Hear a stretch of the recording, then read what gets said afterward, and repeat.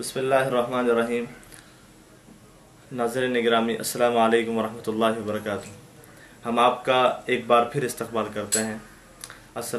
नाज़रीन, दावत दीन जो उम्मत मुस्लिमा की एक अहम फरीज़ा है, उम्मत के एक बड़े तबके में इसकी जानिब बेतवज्जोही बढ़ती जा रही है। लोग इसकी अहमियत से नावाकिफ़ हैं। हरियाणा पंजाब में एक बहुत बड़ा तबका है तक़सीम हिंद के बाद शुद्धी संगठन के जुल्म ज़्यादती का शिकार होने और उनकी ज़बरदस्ती पर अपना मजहब छोड़ने पर मजबूर हो गए थे। ऐसे ही आज हम आपसे एक अजीम हस्ती से मुलाकात मास्टर मोहम्मद आमिर से मिलाते हैं। अस्सलामु अलैकुम वरहमतुल्लाहि वबरकातुहू। वालेकुम सलाम।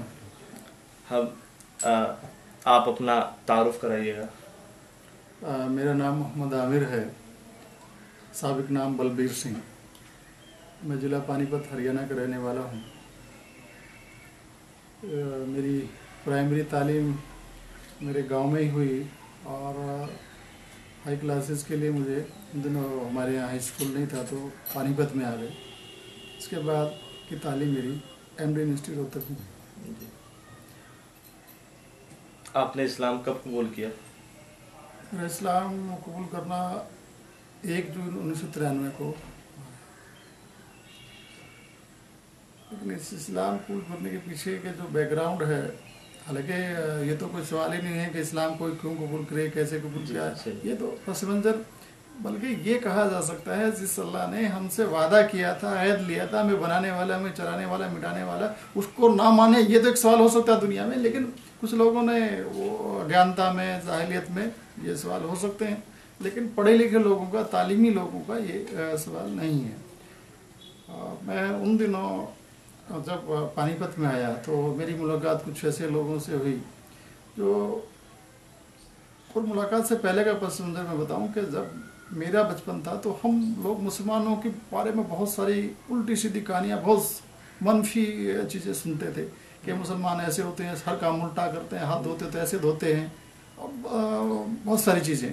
मिसाल के तौर पर क्योंकि 1947 का जो मामला था उसके बाद से जो हालात देश के थे, मैंडेट जो था वो सालों की 100, 200, 500 साल की जो हुकूमत रही है मुसलमानों की, उसके खिलाफ एक जहन हुआ था, क्योंकि उन लोगों के पास कोई नज़रिया नहीं था सही। नज़रिया जहाँ रहा था वो नज़रिया ख़त्म कर दिया, दावत ख़त्म कर दी, दिन की अहमियत नहीं रही थी लोगों में, दुनिया ज़्यादा छा गई थी।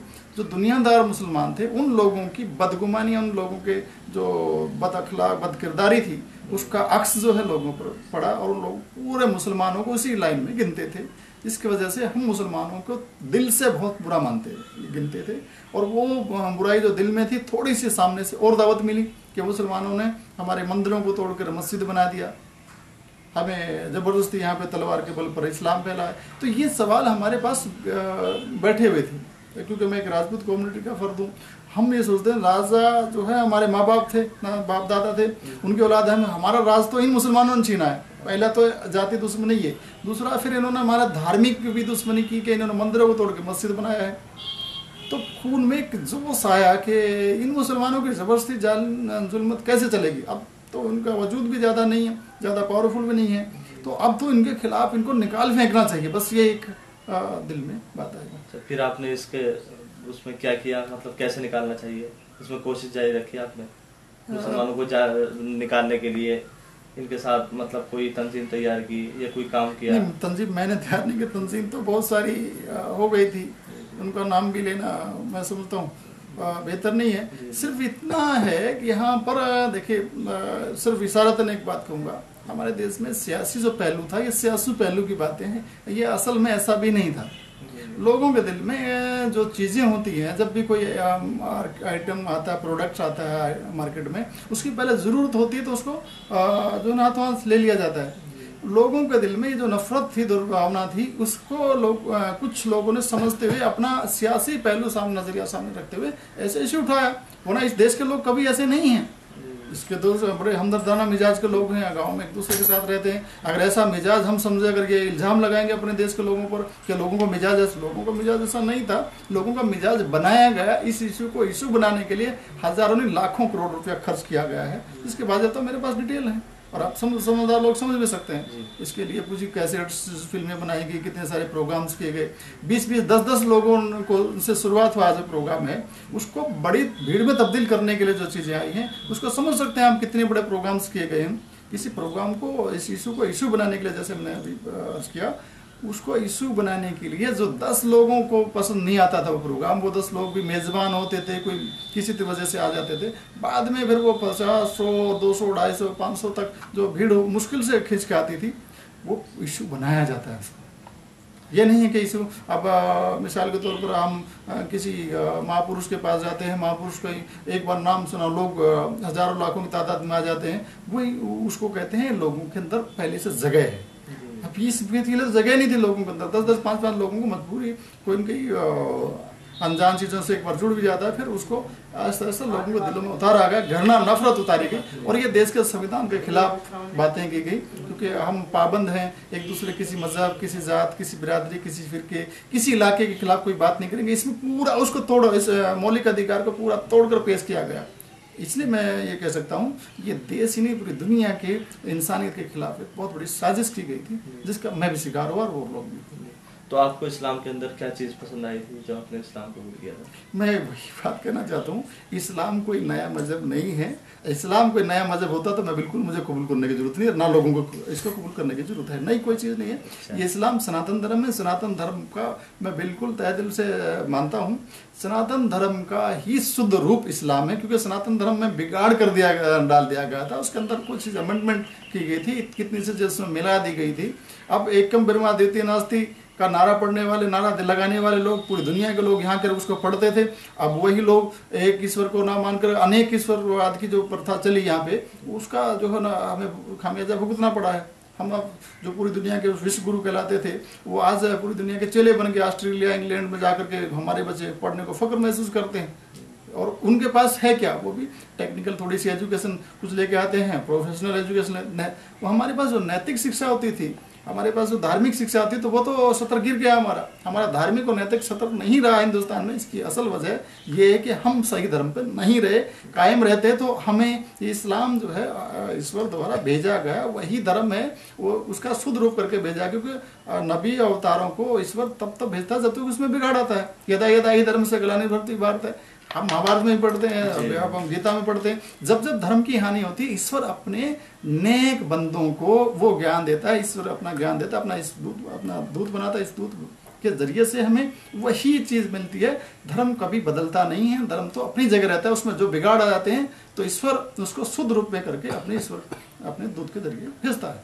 हमने अच्छा, मैं आपसे एक सवाल करूँगा, आप कबूल इस्लाम की अपनी दास्तान सुनाइएगा, जो वो मस्जिद का मामला है।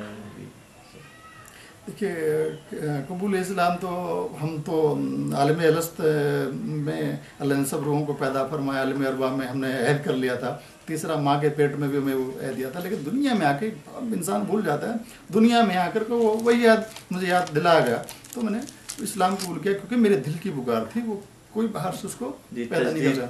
लेकिन तस्दीद यहाँ पे कह सकते हैं इसको। अभी मामला यह है कि कहाँ तक कैसे पहुंचा है। एक आदमी मुसलमानों से नफरत करता है, दाढ़ी वालों से नफरत करता है, सारी उसके होने के बावजूद फिर वो मोहब्बत और वो सारी चीज़ें इंतहा के बाद कैसे ये जी मुझे भी लगता है, अपनी ज़िंदगी पिछली देखता हूँ तो कभी खाक की तरह दिखती है अपनी ज़िंदगी के, कहाँ से ज़िंदगी में क्या क्या करके आए, या राशि से इतना लंबा जो सफ़र तय हुआ है, बस अल्लाह ही में की तौफीक का वो है। वरना तो ये तो थोड़े बहुत बहाने बनते हैं। हज़रत उमर ताला को जो एक इस्लाम कुल गया, क्या वो बहाना नहीं था? अल्लाह की रहमत जो है वो करवट लेती है तो बहाने तो बनते हैं। बहरहाल हम लोग जब मैं पानीपत में आया तो कुछ ऐसे साथियों से मुलाकात मैंने अर्ज किया था अभी आपके कुछ देर पहले, तो उनसे लोगों से मुलाकात थी। उन लोगों ने मेरे दिलो दिमाग में जो पहले जो थोड़ी नफरत थी उसको और सुला दे दिया, उसको और आग भड़का दी, उसमें और आग में घी का काम किया कि ये लोग तो हम हमारे आखिर बात करूँ तो उन्होंने यहाँ कहा कि हमारे नसों में खून नहीं रहा, पानी हो गया है। ये राजपूत तो कम्युनिटी हो सीधी धर्म की रक्षा करने, धर्म में रक्षित है। हम एक नारा लगा देते कि भाई धर्म की रक्षा नहीं हुई तो धर्म की रक्षा नहीं रहे, धर्म नहीं रहेगा। तो हम उसके धर्म की रक्षा समझकर इस काम को करने के लिए उठे थे। हमें नहीं मालूम धर्म क्या है, आज हम किसी भी धार्मिक ग्रंथ को पढ़ते हैं, शुद्ध रूप से जो ईश्वर की वाणी है उसमें साफ तौर पर निर्देश है, ईश्वर का आदेश धर्म है, ईश्वर का जो है आदेश नहीं मानता वो अधर्म है, उसके खिलाफ करने वाला अधर्म है। हमने ईश्वर का आदेश नहीं माना, फिर भी हम धार्मिक कहते थे। ईश्वर के बंदों को, ईश्वर के भक्तों को हम लोग जो है उनको मारना काटना चाहते थे, ये तो धर्म नहीं है। हमने ईश्वर का धर्म तो अब स्वीकार किया है, हम धार्मिक तो अब बने हैं, धर्म परिवर्तन तो कोई होता नहीं है, धर्म तो अपनी जगह स्थिर है, धर्म में ग्रहण किया जाता है। जो आदमी जिसके पास नहीं वही चीज़ ग्रहण करेगा। मिसाल के तौर पे मैंने कुर्ता उतारा तो आप कुर्ता पहन लिया तो ग्रहण कर लिया, अब एक कुर्ते के ऊपर कुर्ता तो नहीं पहना जा सकता ना, उसको तो पागल कहेंगे। एक धर्म के ऊपर धर्म नहीं पहना जा सकता, धर्म तो एक ही होता है, ईश्वर की तरफ से। ईश्वर जब हमारा एक है तो धर्म भी एक है। तो मैंने उसका एक जरिया ये बना के वो नफरतें जब बढ़ी तो हम लोग ना एक तहरीक के साथ जुड़े, जो यहाँ से मुसलमानों को बाहर निकालने के लिए कोसा थी, और उसमें हम लोगों को भी जहन में आया कि इसके बगैर तो कोई हल ही नहीं है। हिंदुस्तान में ये लोग तो खराबी कर रहे हैं, अब चले गए इन लोगों ने, कुछ हमारे नेताओं को भी हम बुरा बुरा कहते थे, इन लोगों को हिंदुस्तान में रख लिया, जब पाकिस्तान दे दिया तो उनको भेज क्यों नहीं दिया, वो इस तरह की बातें थी। हालांकि ये कानून के खिलाफ था मामला। जब हमारे देश के पार्लियामेंट ने ये बिल पास करके ये सारी चीज़ें रखी, हम पार्लियामेंट के अपने कॉन्स्टिट्यूशन के खिलाफ कैसे बोल सकते हैं, इसका हमें इल्म नहीं था। आज मैं अपनी गलती स्वीकार करता हूँ, और ऐसे कितने सारे लोग आज भी इस गलती में जी रहे हैं। हमें चाहिए कि हम उन लोगों को आभास कराएं, उनको इसका इल्म दें कि हम जो कर रहे हैं वो अपने देश के ही नहीं पूरी दुनिया के कानून के खिलाफ कर रहे हैं, इंसानियत के कानून के खिलाफ कर रहे हैं। तो अब वो चीज़ें हम हमारे अंदर आई कि भाई ये लोगों को निकालना चाहिए, मारना चाहिए, और फिर बाद में वो तहरीक जो है राम मंदिर आंदोलन में तब्दील हुई, वो सारा प्रीफेस सारी दुनिया के लोग जानते हैं।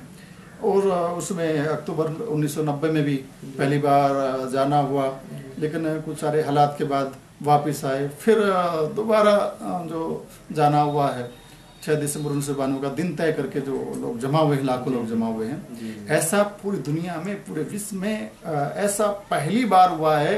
देश का सबसे बड़ा जमहूरी मुल्क, प्रजातंत्र देश जो है, उसमें इतने सारे लोग कानून तोड़ने के लिए जमा हुए हैं, उनको रोकने वाला कोई ना हो।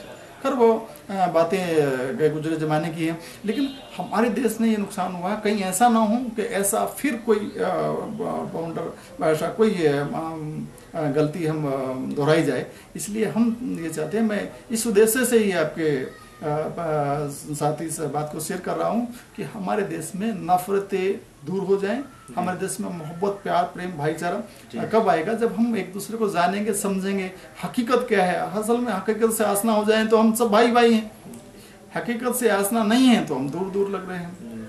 हम जब मैं खुद जो है संस्कृत का विद्यार्थी रहा हूँ, हमें ये बताया गया सर्वे वसुधैव कुटुंबकम, सारी दुनिया एक कुनबा है। हम हदीस में भी पढ़ते हैं। अब सारी दुनिया जब एक कुनबा है, कुनबे में तो भाई बेटा और ये रहते हैं, उसमें नौकर चाकर तो नहीं रहे। कुनबे में ये तो नहीं कहा जाता तू नौकर है, मैं मालिक हूँ, तू छोटा है, मैं बड़ा हूँ, ऐसा कहीं नहीं होता। जब सारी दुनिया कुनबा है तो फिर ये अछूत जात पात ये कहाँ से हुआ? हमारे देश में जो नफरतें और जो द्वेष, बहरहाल मैं अपने मौजूद से कहीं दूर न चला जाऊँ, मैं अपने ये अर्ज करना चाहता था कि हम लोग मुसलमानों के खिलाफ इतने लामबंद होकर के 6 दिसंबर 1992 के जो माहौल जो मैंडेट बना है, और उसके बाद जो वहाँ बाबरी मस्जिद की शादी में शामिल हुए हैं, वहाँ से जो हालात बीते हैं, मैं अकेला नहीं हूँ। जिला गोरखपुर के कितने लोग हैं, जिला बस्ती के कितने लोग हैं, मैं जिला छपरा बिहार से अभी मेरा सफर हुआ पिछले साल, तो मैं कितने सारे 1000 से ज़्यादा लोगों को मैं ऐसा गिना सकता हूँ जिनके साथ जो हालात आए।